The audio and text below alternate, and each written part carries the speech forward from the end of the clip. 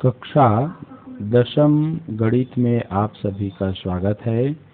आइए आज हम दो चर वाले रैखिक समीकरण linear equation in two variables के अंतर्गत प्रश्नावली 2.2 से प्रश्न क्रमांक 10 को हल करना सीखते हैं। प्रश्न को एक बार पढ़िए। दो संख्याओं का गुणनफल 45। ध्यान दीजिए, प्रश्न यहाँ पर दो हिस्से में रहेगा। दो चर वाले रैखिक समीकरण है तो उस हिसाब से प्रश्न दो हिस्से में रहेगा। प्रश्न का पहला जो हिस्सा है उससे रैखिक समीकरण जो समीकरण लिखा है तो पहला समीकरण बनेगा और प्रश्न के दूसरे हिस्से से दूसरा समीकरण प्राप्त होगा। इस प्रकार से दो रैखिक समीकरण दो चर वाले प्राप्त होंगे और दोनों को फिर हम विलोपन विधि अथवा प्रतिस्थापन विधि से हल करेंगे और संख्याएं जो भी है दो संख्याएं उनका मान क्या होगा ये ज्ञात करेंगे। आइए हल करते हैं। दो संख्याओं का गुणनफल 45 है। सबसे पहले हमें सोचना होगा कि कौन सी दो संख्याएं हैं जिनको गुणा करें तो 45 आए। तो दोनों ही अज्ञात है तो बीजगणित में हम क्या मानते हैं तो यहाँ पर मान लीजिए माना कि वे दो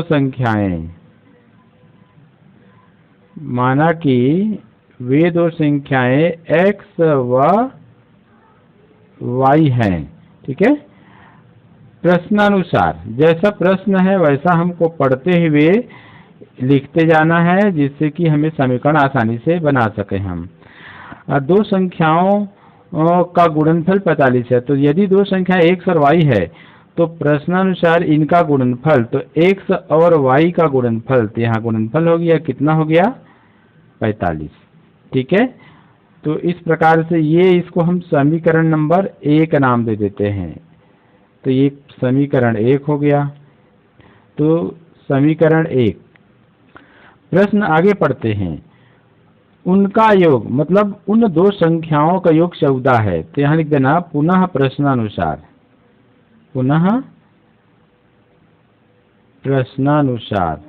या हम इसको शर्त 1 और शर्त 2 भी मान सकते हैं। तो क्या होता है दोनों का योग तो दोनों संख्याओं x और y का योग कितना है 14 है। तो यहाँ लिख देंगे 14। ये समीकरण 2 हो गया। ध्यान दीजिए, अब हमारे सामने दो समीकरण है। पहला समीकरण में है x गुणित y बराबर 45। दूसरा समीकरण है x धन y बराबर 14। तो इस प्रश्न को हम या तो प्रतिस्थापन विधि से हल कर सकते हैं। विलोपन विधि से हल करने के लिए हमें और आगे एक और समीकरण प्राप्त करना होगा। यदि आप प्रतिस्थापन विधि से हल करना चाहें तो हल कर सकते हैं। तो ऐसी स्थिति में मैं आपको बता दे रहा हूं, समीकरण 1 से आप लेंगे समीकरण 1 से तो क्या हो जाएगा y बराबर 45/x हो जाएगा। ठीक है, ये समीकरण 3 आया। इस समीकरण 3 से जो y का मान आया है 45/x, इस मान को समीकरण 2 में हमको y के स्थान पे रखना होगा और फिर हल करेंगे। तो ध्यान दीजिए, ऐसी स्थिति में एक वर्ग समीकरण प्राप्त होगा। तो चूंकि अभी आपने वर्ग समीकरण नहीं पढ़ा है इसलिए इस विधि का आप प्रयोग न करें। हम एक और विधि का प्रयोग करते हैं, आगे बढ़ते हैं। ध्यान दीजिए, हमारे पास एक सूत्र है, इसे सबको याद रखना होगा। x ऋण y पूरे का वर्ग बराबर होता है x धन y पूरे का वर्ग और ऋण 4 गुणित xy। एक सूत्र है। इस सूत्र में हमें मान रखना होगा जो समीकरण 1 और 2 से ज्ञात है। तो यहाँ पर देखिए, आइए मान रखते हैं। तो x ऋण यहाँ पर मान रखिए x ऋण y स्याही यहाँ पर चल नहीं रहा है। x ऋण y पूरे का वर्ग बराबर यहाँ पर देखिए x धन y समीकरण है, यहाँ 2 में दिया है 14। तो ये 14 यहाँ घात 2 ऋण 4 गुणित x गुणित y, समीकरण 1 में मान दिया हुआ है 45, यहाँ पर 45 लिखिए। तो यहाँ पर 14 का घात 2 है, तो ये x ऋण y पूरे का घात 2, तो ये हो जाएगा 196। यहाँ पर गुणा कर लीजिए, 4 पंचे 20 और 4 चौक 16, 17, 18 हो गया। आइए इस प्रकार आप लोग चिन्ह लगाना नहीं भूलेंगे। का अभिप्राय है x ऋण y पूरे का वर्ग बराबर, इसको घटाएंगे तो कितना आ गया 16। तो इस प्रकार से x ऋण y पूरे का वर्ग बराबर ये हो जाएगा 4 का वर्ग। तो यहाँ पर x ऋण y बराबर हो जाएगा 4। ये समीकरण नंबर 3 इसको हम ले लेंगे, ठीक है। आइए अब समीकरण 2 और समीकरण 3 से हम देखते हैं। तो समीकरण 2 और 3 से हम इनको विलोपन विधि से हल करते हैं। तो अब समीकरण 2 व समीकरण 3 को विलोपन विधि से हल करेंगे। विलोपन विधि, आप प्रतिस्थापन विधि का भी प्रयोग कर सकते हैं, से हल करते हैं। तो जब विलोपन विधि का प्रयोग करेंगे तो ये देखते हैं कि चर x और y दोनों समीकरण में से किसी एक चर को हमको विलोपित करना होगा। तो ध्यान दीजिए, यहाँ पर चर y का गुणांक धनात्मक है, यहाँ पर चर y का गुणांक ऋणात्मक है। तो हम चर y को विलोपित कर लेते हैं। तो समीकरण 2 धन समीकरण 3 से, चूंकि यहाँ पर दोनों का गुणांक विपरीत है, इसलिए चिन्ह का गुणांक विपरीत है, इसलिए हम इसको जोड़ने पर लिखेंगे। ये हो गया और ये x ऋण y बराबर हो गया कितना 4। जोड़ रहे हैं तो आइए देखते हैं, धन y ऋण y कैंसिल हो गया, तो 1 और 1 2x बराबर 14 और 4 कितना हो गया 18। तो x बराबर क्या आ गया 18/2। तो x बराबर हमारे सामने है 9। तो एक संख्या हमारे पास यहाँ पर 9 प्राप्त हो रहा है ना। तो इस मान को x बराबर 9 का मान समीकरण किस में रखेंगे? आप 1 में भी रख सकते हैं, 2 में भी रख सकते हैं। तो 1 में रख लीजिए। 1 में रखने पर ऐसे, तो यहाँ पर मैं समीकरण एक बार फिर से लिख दे रहा हूँ आप लोग के लिए, ये ऐसे। तो समीकरण 1 में रखेंगे, यहाँ पर x गुणित y बराबर कितना हो गया 14 है ये, ठीक है ना, 45 हो गया ये। तो यहाँ पर मान रख दीजिए, x का मान है 9, तो 9y बराबर हो गया 45। तो इसलिए y बराबर हो जाएगा 45/9। तो y का मान आ गया 9 पंचे 45 y। तो देखिए दोनों का मान निकल गया। अब उत्तर क्या लिख देंगे? अतः वे दो संख्याएं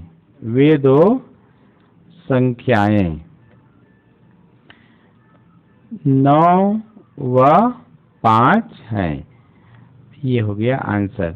आप इसको उत्तर की जांच करके भी देख सकते हैं। जैसा प्रश्न में लिखा है कि दो संख्याओं का गुणनफल 45 है, तो दो संख्याएं 9 और 5 है, दोनों का गुणा करके देखिए तो 9 पंचे 45 प्राप्त होता है, जो सही है। और आगे दूसरा शर्त क्या कहता है? इन दोनों संख्याओं का योग 14 है, तो 9 धन 5 14 आ रहा है, मतलब हमारा हल बिल्कुल सही है। ठीक है, इस प्रकार से ये सवाल हल हो गया। आइए इसी प्रश्नावली का प्रश्न क्रमांक 11 देखते हैं। प्रश्न: 5 वर्ष पूर्व मेरी आयु मेरे पुत्र की आयु की तिगुनी थी, तिगुनी अर्थात 3 गुना।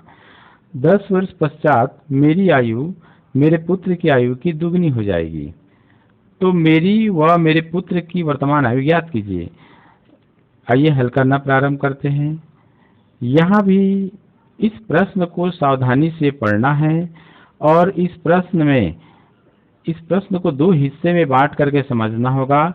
पहले हिस्से में है ना रैखिक समीकरण, पहला रैखिक समीकरण प्राप्त होगा जो 2 चर वाला होगा, और ये देखिए 5 वर्ष पूर्व मेरी आयु मेरे पुत्र की आयु की तिगुनी थी। ये पहला स्थिति हो गया, ठीक है। इसके आधार पे हम पहला समीकरण प्राप्त करेंगे। दूसरा शर्त क्या है इसमें, 10 वर्ष पश्चात मेरे पुत्र है ना, मेरी आयु मेरे पुत्र की आयु की दुगनी हो जाएगी। ये दूसरा शर्त हो जाएगा। इसके आधार पे 2 चर वाला दूसरा रैखिक समीकरण प्राप्त होगा। दोनों समीकरण को हल करके ये जो तीसरा स्थिति है वर्तमान आयु तक हम पहुंच सकते हैं। आइए मान लेते हैं, माना कि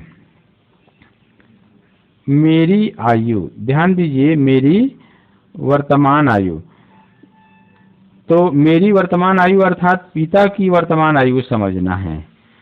पिता की आयु x वर्ष है, x वर्ष है, तथा पुत्र की वर्तमान आयु, पुत्र की वर्तमान आयु, इसको y वर्ष समझना है, y वर्ष है। शर्त एक अनुसार, यह प्रश्नानुसार भी लिख सकते हैं। शर्त एक अनुसार क्या कहता है कि मेरी आयु मेरे पुत्र की आयु की तिगुनी थी, तो वर्तमान में मेरी आयु कितनी है, यानी पिता की आयु कितनी है, x। तो 5 वर्ष पूर्व मेरी आयु कितनी होगी, तो x में 5 घटा देंगे ऐसे। फिर क्या कहता है, पुत्र की 5 वर्ष पूर्व की आयु, तो पुत्र की वर्तमान आयु कितना है, y। तो y में 5 घटा देंगे तो 5 वर्ष पूर्व की आयु निकलेगा।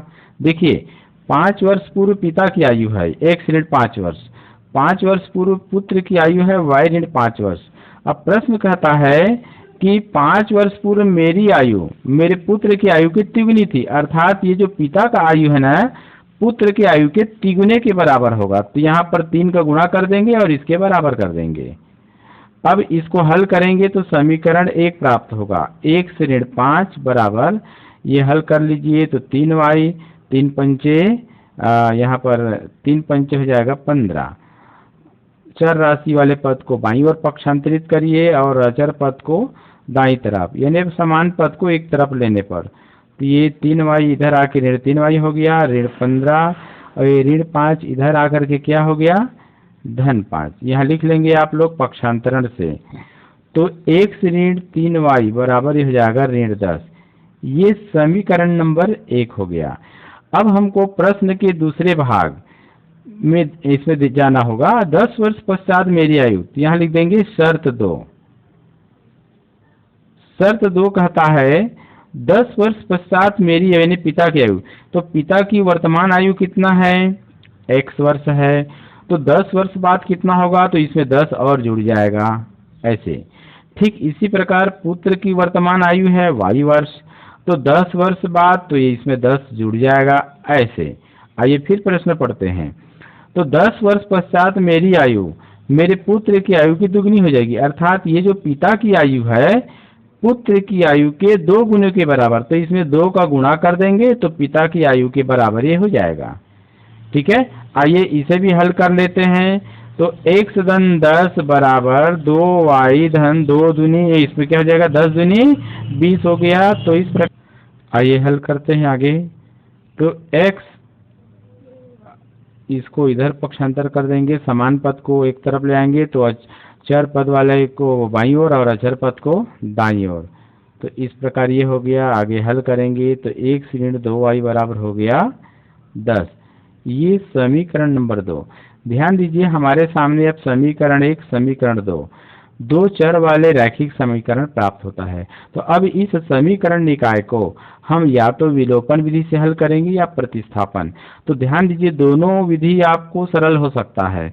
तो यहाँ पर जैसे x का गुणांक 1 है, समीकरण 2 में भी x का गुणांक 1 है, तो चूंकि दोनों चर राशि का गुणांक समान है तो इसको हम विलोपन से ही हल कर देते हैं।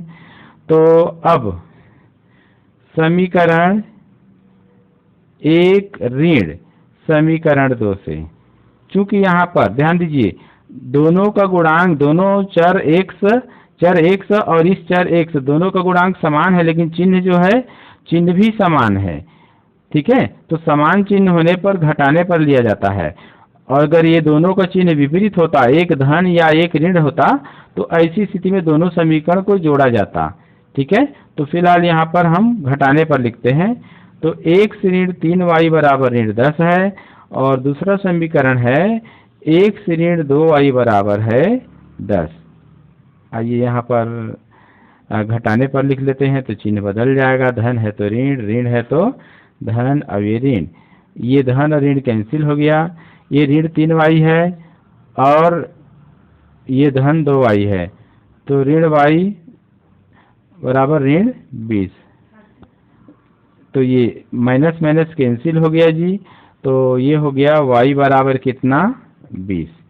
एक चर y का मान हमें प्राप्त हो चुका है। इस y के मान को आप समीकरण 1 या समीकरण 2 में रख सकते हैं। y बराबर 20 का मान समीकरण 1 में रखने पर, आइए रख लेते हैं।